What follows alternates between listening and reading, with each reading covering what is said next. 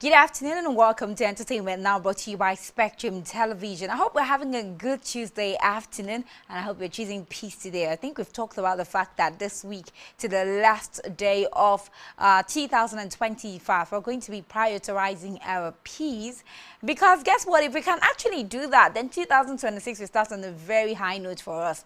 We'll start off with peace in our hearts. And it's important to prioritize your peace. It helps you think clearly, make good decisions, and of course, avoid all the troubles that will put you in a box or in a fix. Good afternoon once again. My name is Vera Philip and I am your host for Entertainment Now, your one stop for all of the entertainment gists, especially those ones on social media. My name is Vera Philip and of course I'm here for a lot of stories today. A lot is happening on the social media space, a lot is happening in the entertainment industry, a lot is happening in the trending industry, and so we're here to talk about them. First off, just a few minutes ago, X was down. X was down for thousands of users. So many users of X couldn't go through their X. A few minutes ago, for about 15 minutes, X was down.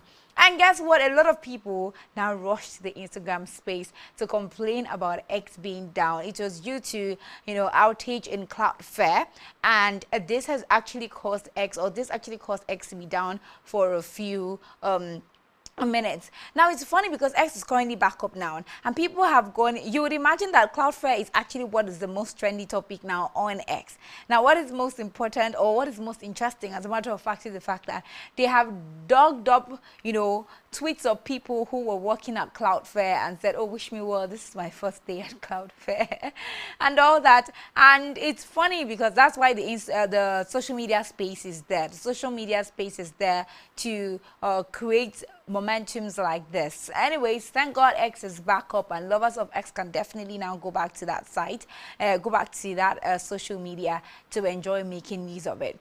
Let's move on to other stories. Now, coming back to Nigeria and still dealing with our entertainment industry, gist and gossip that's making the round on social media, Ned Nwoko has made another statement today concerning his situationship with Regina Daniels. Now, recall that it's been back and forth for a few weeks now between Regina Daniels and Ned Nwoko. Laila, his fifth wife, has even been involved in the entire back and forth going on between the two. Now, it's been a lot because Ned has accused Regina Daniels of drug overdose. And we also have Regina, who accuses him of domestic violence. There's a lot of accusations aside even the drugs going on between the two of them. Most importantly, friends have also been brought into the picture, especially Regina Daniels' friends. In one of the messages or one of the posts he made a few weeks ago, he did mention friends like Sonia, Uche Montana. There's a friend of Regina called Anne. Those were names that were mentioned. But of recent, this particular post that was made on Instagram by him today, he did mention Fina as being a part of her friends that introduced her to drugs. So Senator Ned Nwoko said here that he's putting in a chat that occurred between him and Regina Daniels after he realized that she was high and in his room. According to him, he doesn't want Regina Daniels back. However, since she is the mother of his children, he wants her stable and fine. He wants the people around her to, encourage her to go to rehab instead of to keep forcing drugs down her throat. And he also made a post where he said that a lot of people were always coming into his home late at night. For example, Fina and her friends came to his home, late at night, and they leave early in the morning, or they stay around, they come in the middle of the night around 2 a.m. and any of those. And he had to call out to all and say, see, I'm only tolerating all of this, your behavior, because you're the mother of my children, but this is really unfair. He also, quote unquote, the text that he did send to her. He said here that it was a WhatsApp message that on the 17th of October that read, I won't accept your friends coming here at odd hours again. First, it was glam on Sunday night. I spoke with two of you to go to sleep at 1 a.m. or she should leave. She didn't do either. It was an all night of noise and music and all that goes with it. By 3 a.m., another two friends, Fina and Co, joined you. They left the following afternoon. Again today, I asked you to go to bed at 3 a.m. You refused. It was the noise of doors downstairs that woke me up. Lo and behold, you and Sonia were heading to your room at exactly 3:30 a.m. You have shown so much disrespect in the past few days. I don't know who is giving you drugs amongst them, and this lifestyle is totally unacceptable, and we can't continue like this. It is either you continue with your therapy or you check into the rehab in Asokoro. My health is deteriorating because of your situation. I am worried about your life and what will happen with the kids. More importantly, I won't fund your lifestyle again until you are fully rehabilitated. This, according to him, is the message above that he sent to Regina Daniels. However, he didn't post a copy of the, screen grab it from the WhatsApp message he did send. He just quote unquote and put it out there. I think that people would believe it more if it was screen grabbed from the exact WhatsApp message that was being sent across. But anyways, long story short, this battle between Regina Daniels and ex-husband, stands to be corrected, ex-husband Nnedi Nwoko doesn't seem to be ending anytime soon. Okay, he wants her in a rehab. She doesn't want to go to rehab. She doesn't want to have any business with him. She's, as a matter of fact, calling him out on social media to leave her alone. Leave me alone. I do not want to do it again. I don't want you in my life again. I don't want any business with you again. But this is the funny thing. They have children together. So there's definitely no way that both of them can even leave each other alone, because they have to co-parent, and co-parent means you both have to be in each other's space. Unfortunately, we forgive them, but we would have to deal with that. Moving on, we have VDM and Mr. Jollof. Their exchange of blows that happened inside an aircraft yesterday. So yesterday, we saw Very Dark Man and Mr. Jollof exchange blows while on board a United Nigeria flight from Asaba to Lagos, Nigeria. That was on 17th of November. However, the two we already know are sworn enemies. They've called each other out on social media so many times, so we already know. However, from the video clips that were available, we saw that Very Dark Man was moved towards Mr. Jollof and asked Mr. Jollof to slap him, since he's always saying he's going to slap him when he sees him, and he didn't do that, or later did it, we don't know, because what the video that some borders of the airline showed to us actually showed him approaching him and both of them beginning to fight. However, the Nigerian Civil Aviation Authority, NCAA, have decided that they are going to investigate and they are going to punish them when need, of course, be. Their beef already started a long time ago. It was when Mr. Jolloff's wives had filed a defamation lawsuit against VDM seeking 500 million naira in damages. The lawsuit actually came from VDM's accusation that Mr. Jolloff's wife had an affair with a Yahoo boy and several other politicians to help her husband secure a position as senior special advisor in the Delta State government. So this didn't sit well with Mr. Jolloff at all, and they have both been gunning at each other. And now that they finally saw each other face to face, it was like opportunity comes but once. Hey, but that's the thing, because when Kemi Emanson happened, where she was involved in a fight on a plane, Very Dark Man was one of the people, and this is why a lot of people think that he's a misogynist, because he came on social media at the time and condemned her for her actions. And why would you do this? Why would you not do this? Why would you go on a plane and you not behave yourself and you think you want to fight? He said all of that about Kemi Emanson. However, it is his turn now and he got involved in a fight on a plane. They've actually called him out. Followers, Rattels, whatever they call them, have actually come on social media to call him out and said, is it not the same character that you said Kemi Emanson did wrong? Is the same character you just displayed right now? Is it not the same? You even said they should ban her for life.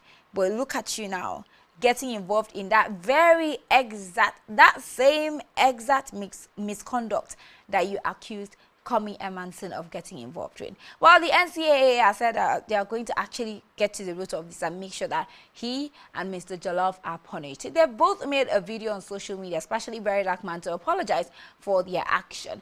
But that's the thing, what has been done. What has happened has happened.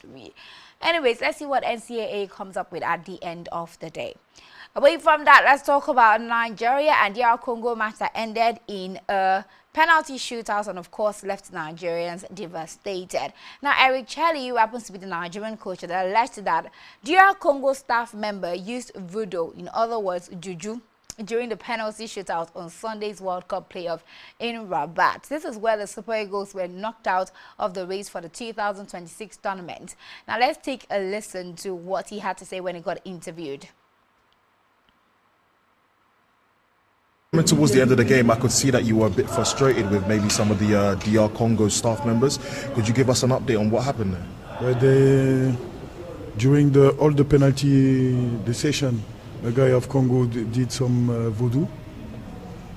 Every time. So this is why I was a little nervous after him. Yeah. What did you see? Yeah, something like that. You know, with the I don't know if it's a water or something like that. You know. All right, so that is a video of him saying that they had voodoo. They used voodoo to win Nigeria. And you could also see his physical altercation with, staff members of the DR Congo sport team. Well, to be honest, I feel like Nigeria, the game was fair enough in favor of Nigeria, and it didn't turn out well. It's okay. I mean, Nigeria didn't just lose out. They went to a penalty shootout, and the penalty shootout wasn't even easy too. So yeah, they fought really hard. I know that a lot of Nigerians don't feel like Super Eagles really fought, but at the end of the day, it was a tough one because they just didn't hand it over to DR Congo. DR Congo has to fight for it too, and unfortunately, it ended how it ended. Nigerians have reacted to how it ended. AY Makun is one of those who feel very bad about how everything turned out. Let's take a listen to what he had to say. Shame, big shame, shame, big shame. Even with referee, everybody tried to help in our career. Big shame. What you people you've proven to us is that without Osimhen, no Super Eagles. The other day I was praising, people came on my page. Hey, why are you praising Osimhen? Well, he come off of feet. Full game change. Full game change. Shame. Shame on you guys. Go back to your clubs. Shame. Shame. Shame. Big shame.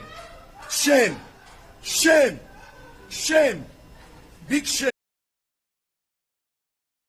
And how devastated AY Makun is over this, loss. But as well, I mean, we have other pressing issues in Nigeria to discuss aside football. So I hope that we can all channel our energy to see what we can do about the 25 students who have been kidnapped in Kebbi State. Also to see what we can do about the insecurities in Nigeria and every other part of Nigeria or every other thing in Nigeria that needs attention at the moment. All right, let's get to the foreign scene. Let's talk about Cardi B and, of course, Stephon Diggs and ex-husband Offset. Cardi B reacts to report that it's possible that her baby with Stephon Diggs may legally be Offset's baby under Georgia law. So Cardi B now has seen this report. A lot of people have claimed that her newborn with Stephon Diggs could legally be considered Offset's baby under Georgia's law. Offset, on the other hand, has not been making things easy because he went ahead to post "my kid," LOL, and Cardi has been so pissed about it. But Cardi says she's tired of the accusations and wants him to leave her alone. Let's take a listen to what Cardi had to say. Sometimes I sleep and I wonder, like, yo, this is not normal. You see crime documentaries, you see shit on social media about women getting killed the other day. And on the truth, like, it's like, I'm a real tough bitch. Like, I'm a tough bitch. But you can never, there's a difference between being tough and there's a difference between somebody having an unhealthy obsession with you that you have to you gotta be concerned. And I'm really starting to be concerned. And I'm so tired because I want to detach myself from shit. And it's like, it just doesn't stop. And it's like, when does it fucking stop? I try to be nice. I try to contact family. I try to whatever. And it's not working. And I'm so tired. I'm really getting fucking so tired. I don't want to do things that's going to overshadow what I got going on. It's literally a fucking nightmare. And people think it's so funny. It's not funny. It's concerning. Dealing with somebody that fucking does substance and fucking start hurting me. It's not funny. Then you got these weird ass men. You got these weird ass men talking about, oh, they should be petty. This person should be petty, da da da. It's not cute to tell somebody that has a mental illness and have substance to be petty to somebody that's raising their children. It's not funny. You need to grow up. Y'all love to call Kate to know that. Well, above all of this, I love how Stefan Diggs has stayed uplifting his woman. A lot of complaints came earlier when Cardi B was having a lot of media rounds because of her album Am I the Drama, of how Stefan Diggs hasn't said anything about her, but she has actually gone around to say a lot of things, good things about, you know, Stefan Diggs. However, Stefan Diggs in few interviews recently have had nothing but nice things to say about Cardi B, which gives me the impression that, okay, they are good and fine. Offset, on the other hand, really needs to let Cardi B be. We understand that, okay, maybe you still love the woman, but man, you people had your own, you know, things that you dealt with, and you really need to let each other go at this point. Anyways, Georgia's law in this case has reiterated that under a child born to a married woman, there is a law called a presumable law to be that the presumable law that makes that child automatically the husband's child. So there is also an opportunity to rebut that presumption, but the challenger must provide clear and positive evidence. That is a Georgia law that I'm stating right now, and it is one that needs to be challenged in court. The court also pointed out that any attempt by a third party, that's another man who might be the biological father of this child, to become the legal father must first involve terminating the husband's paternal rights in court. So that means if your baby mama has a husband, has a baby with you, but then she's still married to another person, like in the case that is happening right now, it obviously means that that child belongs to her husband. But you can challenge that law by actually going to court. When you go to court, what you will be proving, what you will be doing in court is terminating the legal rights that have been given to the husband of that woman to be the father of your child. Importantly, the court noted that Georgia's legitimation status were primarily designed to establish fatherhood, not to serve the legal bond of a presumed father. So the statute itself clearly imposes a strong presumption in favor of legitimacy for children that were born within a marriage. I think maybe this emancipated from maybe long time ago, where children who weren't born in marriages were, you know, referred to as illegitimate or something like that. According to the legitimation rules, that's Georgia's court, being biologically a father is not enough to gain full legal rights. A biological father who wants custody or visitation must file a petition for legitimation.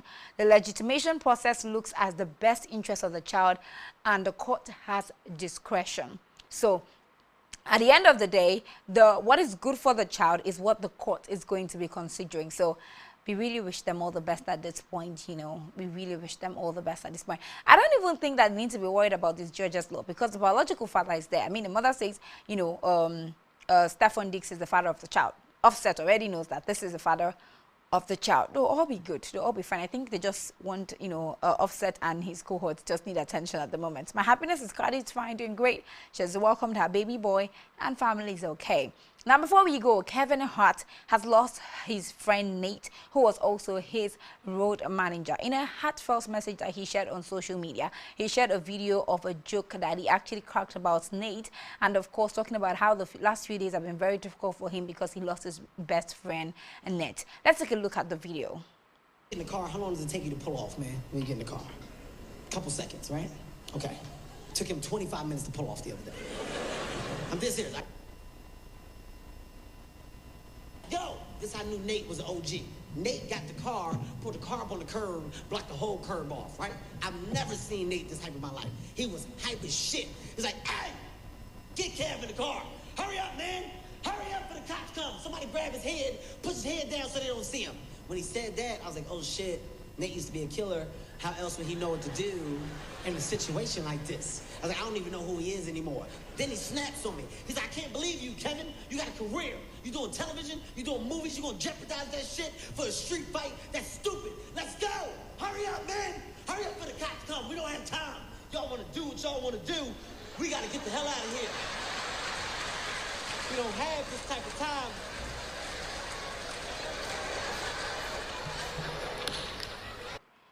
All right. right, we really mourn right there with, Kevin Hart. We're sorry about your loss, Kevin, but we do know that Nate is in somewhere better and safer. Thank you so much for being a part of Entertainment Now this afternoon. That's all we can bring to you. We'll come again tomorrow for another beautiful edition. But until then, have an amazing rest of your day. My name is Vera Philip. Bye for now.